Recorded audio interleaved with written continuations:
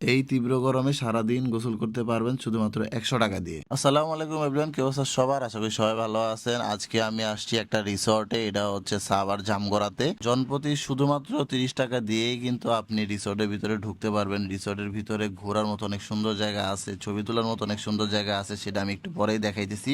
যে মাত্র আমি রিসর্টের ভিতরে ঢুকলাম, ঢোকার পরই আপনারা এই জায়গাটা পাবেন। দেখেন একদম নিরিবিলি আছে, মানুষ কিন্তু এখানে তেমন একটা ছবি টবি তুলে না। এইখানে মেন আকর্ষণীয় হচ্ছে এখানকার সুইমিং পুল। সুইমিং পুলে যাওয়ার আগে আমি রিসর্টের ভিউগুলো আপনাদের দেখাই। এই জায়গাগুলোতে ছবি যদি তুলেন অনেক সুন্দর হবে, কারণ দেখেন পিছনে ব্যাকগ্রাউন্ডে গাছপালা আছে এবং বসার জন্য অনেক সুন্দর জায়গা দিয়ে দিছে। আপনি নিরিবিলি বসে আড্ডা দিতে পারবেন।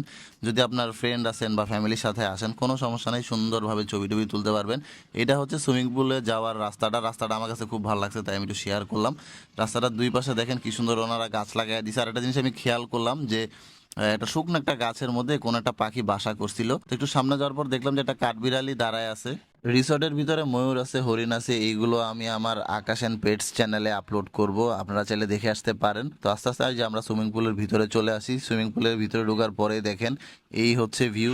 আমি বলছি না, মানুষ কিন্তু পুরো রিসর্টের মধ্যে নাই, সব মানুষ এই সুইমিং পুলেই আছে। এই যে আমি আস্তে আস্তে টিকিট দিয়ে জুতা এখানে রেখে, আর এখানে কিন্তু গোসল করার জায়গা আছে। আর এই হচ্ছে মানুষের অবস্থা ভাই, প্রচুর মানুষ। আমি বুঝতেও পারি না যে এত মানুষ হবে। আমরা আমাদের ব্যাগটাকে এখানে রাখছি, রেখে যে আস্তে আস্তে আমরা সুইমিং পুলের দিকে যাচ্ছি। এখন প্রথমবার আমি পানিতে নামতেছি ভাই, আমি বুঝি নাই যে এই সাইডে এত পরিমাণ গভীর। আমি কিন্তু সুইমিং পারি না, আমি সাথে সাথে পানি থেকে উঠা গেছি।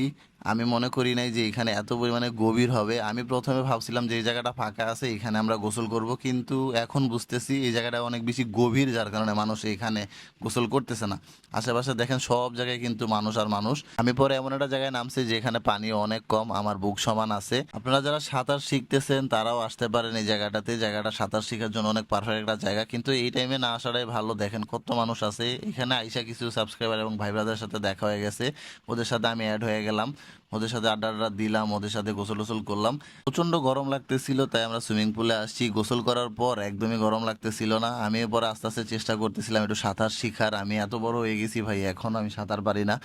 মানুষ অনেক হাসাহাসি করে যে আমি সাঁতার পারি না, এটা নিয়ে আমি চেষ্টা করতেছিলাম একটু সাঁতার শিখার। আমরা যখন আসছিলাম তখন মানুষ অনেক বেশি ছিল, এখন কিন্তু মানুষ আস্তে আস্তে কইমা যাইতেছে।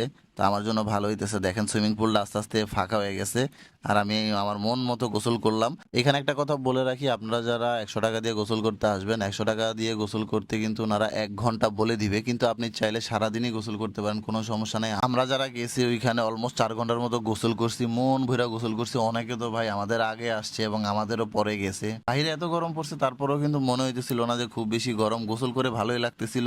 আর এই জায়গাটাতে দেখেন আমি কিন্তু ডুইবা যাইতেছি, পরে আমি ভয়ে চলে আসছি, ওইদিকে আর যাওয়ার সাহস পাই নাই। প্রায় 4 ঘন্টা গোসল করার পর এখন আমি বাসায় চলে যেতেছি। তো গাইজ এই ছিল আজকের ভিডিও, দেখা হচ্ছে পরবর্তী ভিডিওতে। টাটা।